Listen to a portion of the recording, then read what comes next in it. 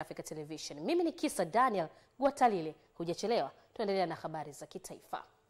Wananchi katika vijiji vya Rukoma, Igarula, Ragosa, Buhingu, Katumbi katika wilaya ya Uvinza huko mkoani Kigoma wameiomba serikali kupitia TARURA kuendeleza ujenzi wa barabara inayounganisha vijiji hivyo na hifadhi ya taifa ya milima ya Mahale kutokana na barabara hiyo kusimama ujenzi wake kwa zaidi ya miaka 4 na kushindwa kusafiri na shughuli za usafirishaji kukwama ikiwemo usafirishaji wa mazao ya kilimo. Tupate taarifa zaidi. Asilimia kubwa ya wananchi wa vijiji hivyo hujishughulisha na kilimo pamoja na biashara, huku wakiwa lango la njia kuu ya kuelekea hifadhi ya taifa ya milima ya Mahale yenye wanyama maarufu duniani aina ya sokwe mtu.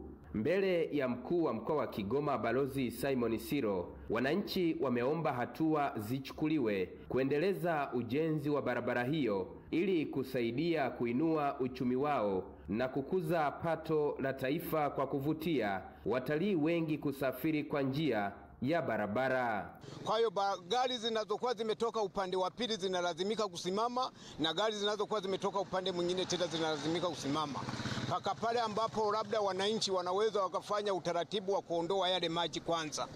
Kwa hiyo tunaomba serikali hili jambo iliangalie kwa makini ili iweze kutusaidia. Kwa kweli wananchi wanapata shida kubwa sana. Ni barabara ambayo inaelekea kwenye huduma ya kituo cha afya Buhingu. Kwa hiyo mvua inapokuwa nyingi hata wajawazito wanapata shida, wagonjwa wanapata shida kwamba ni namna gani wafikishwe kwenye kituo cha afya.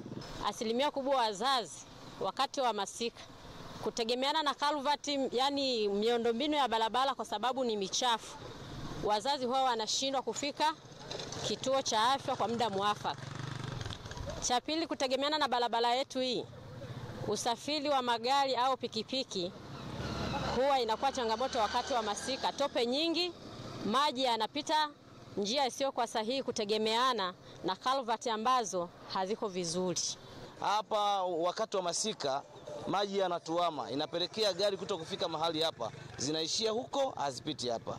Na ukizingatia barabara hii inaondoka hadi hifadhi ya milima ya Mahale, na ina umuhimu sana karavati hizi kukamilika, na ina umuhimu sana barabara hii ikikamilika kwa sisi wananchi itakuwa inatufeva zaidi. Hata wanaosafiri inafikia wakati wa masika, basi abiria wanaishia Rukoma, lakini abiria kutoka Katumbi na Kalilani, Mkonkwa wanatumia gharama kubwa za kufika kule kwa sababu ya barabara hii haijaweza kukamilika.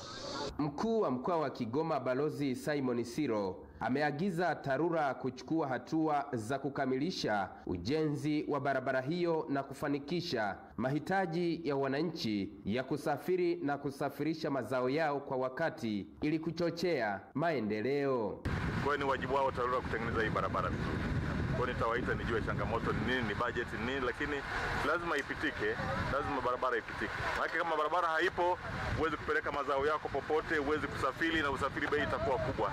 Na si viongozi wa serikali, kazi yetu ni kusaidia mambo yaweze kukaa vizuri. Sasa jamani, kukamilika kwa barabara hii ambayo inaunganisha vijiji zaidi ya 4 na hifadhi ya taifa ya milima ya Mahale itachagiza ongezeko